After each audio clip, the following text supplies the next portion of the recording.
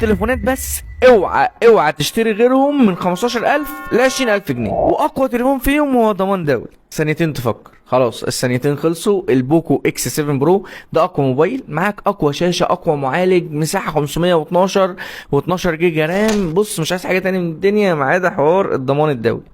الضمان الدولي ده يفرق معاك في ان التليفون لو باظ هيبقى مالوش مثلا حاجات اصليه من الشركه نفسها، بس دلوقتي متوفر القطع الغيار بتاعته، وان شاء الله ما تبوظوش يعني، هاته وحافظ عليه. ويلعبك ببجي 120 فريم، دي اهم حاجه، يلعبك ببجي 120 فريم لو انت عايز، وبيمنتج اكيد طبعا حاجات تحفه والسرعه تحفه. طيب لو انت مقلق من الضمان الدولي، عندك اختيارين، الريلمي 14 والسامسونج اي 36، دول في نفس المكانه. اي نعم الريلمي 14 بيتفوق في معالج اعلى حاجه بسيطه، ولكن مش الفرق الواو يعني، تقدر تاخد دوت وتاخد دوت ومش هتزعل.